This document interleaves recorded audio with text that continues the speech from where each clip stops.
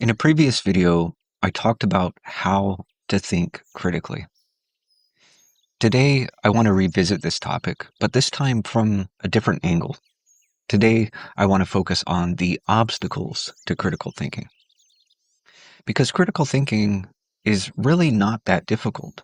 What's difficult is getting past the barriers that stand in the way. So let's start with the most basic reason why most people do not think critically, which is simply that most people are not taught how to think critically.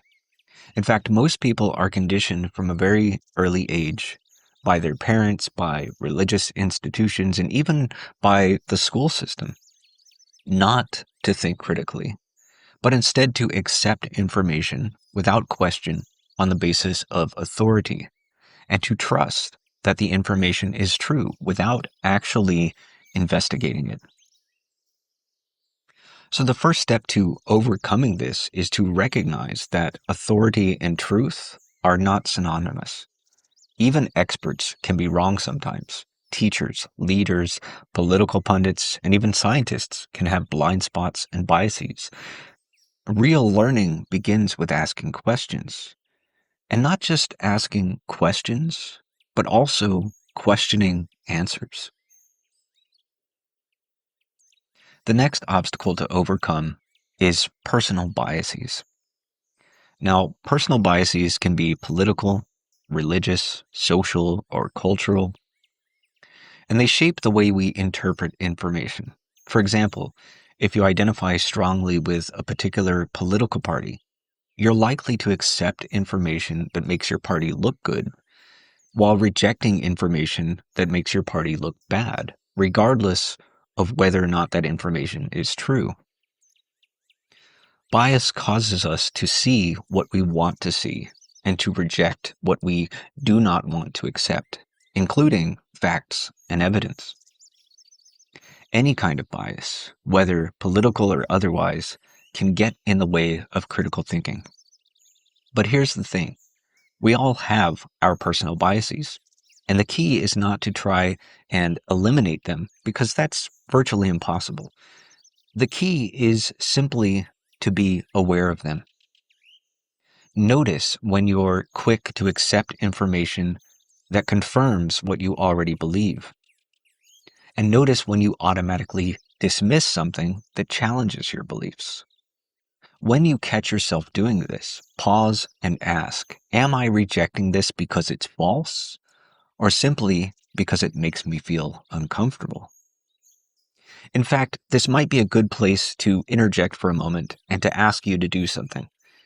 As we go through these various obstacles, you might have the inclination to think about how you've seen these tendencies in other people, in friends or family members or people that you've encountered online. But what's important here is self-reflection. And so I invite you to turn your attention back upon yourself and look within and to see if you have any of these tendencies. And if you do, there's no need to judge or condemn. Just be aware. That's what this is all about. It's about being self-aware because self-awareness is what leads to wisdom and insight. Now, the next obstacle is cognitive laziness. Critical thinking takes a bit of effort. It requires time and attention and investigation. In our fast-paced world, it's easier to let others do the thinking for us. It's easier to just take someone's word. Instead of forming our own beliefs, opinions, and viewpoints, we borrow from others. But there's a cost to that convenience. When we're dependent upon others to think for us, we make ourselves susceptible to being misled, to being manipulated, to being misinformed. And one of the unfortunate consequences of this is that we sometimes allow others to dictate how we feel. And that usually means being angry or anxious due to the kind of misinformation that's most common. And that brings us to the next obstacle, which is emotional override. Now, emotions are an important part of being human.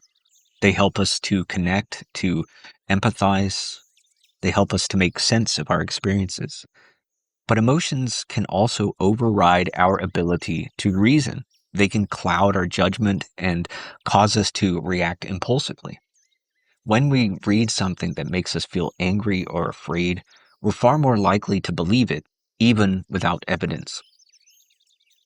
You see, a lot of media uses exaggeration, selective facts, and dramatic language to trigger an emotional reaction because fear and outrage drives traffic and engagement. But the result is that you wind up with a lot of people who are perpetually angry and anxious over information that may not even be accurate. To counter this, you have to cultivate emotional awareness. You have to learn how to regulate and process your emotions in a healthy way. So when you feel that rush of anger or fear rising up in you, before you react, take a moment to pause, take a deep breath, and consider in that moment that the information you're being presented with might be missing important context or details, which may paint a very different picture. I've found many times that these kinds of stories, the kinds of stories that get everyone all wound up, usually turn out to be misleading. And so it's always a good idea to see if there's more to the story than what you're being told. You see, most people don't bother to investigate. Most people don't even read beyond the headlines. Most people simply react.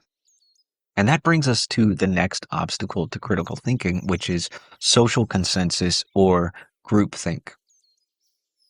I mentioned before that we have a tendency to outsource our thinking to other people, and sometimes that includes the crowd. In other words, there's a tendency to agree with whatever the majority of people believe, whether online or in your friend group or in society at large. When everyone's outraged over some story in the news, it's easy to get swept up in that emotional tsunami. Even though we haven't bothered to investigate it for ourselves, we assume that if most people believe it, it must be true. But as I said before, most people don't bother to investigate, and so it's often the case that most people are wrong. Critical thinking requires thinking independently. It means taking the time to verify information, regardless of how many people believe it. It means having the courage to disagree with the group, even at the risk of being rejected. And that takes not only courage, but integrity. Now, all of these obstacles that we've looked at have a tendency to overlap. That is, our inability to think critically can be due to a combination of factors. Bias distorts our perception of the evidence. Cognitive laziness keeps us from investigating further. Our emotions cloud our judgment.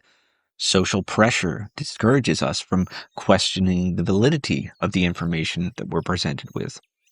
And the overall lack of critical thinking skills leaves us unequipped to navigate through the sea of endless information.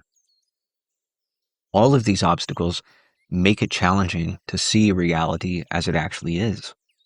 They filter and distort our perception and stand in the way of truth.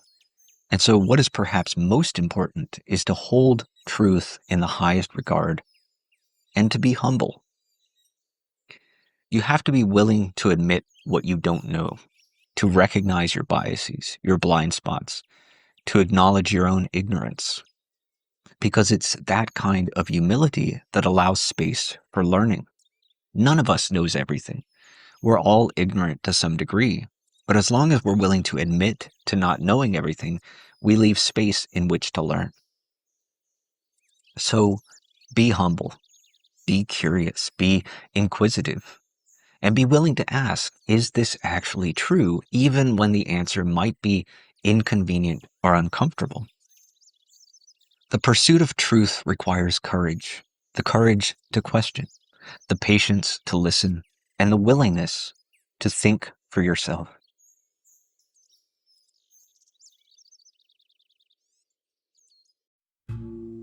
If you value this kind of content, please like, share, and subscribe. You can also support the channel by purchasing merch from our online store. The link is in the video description.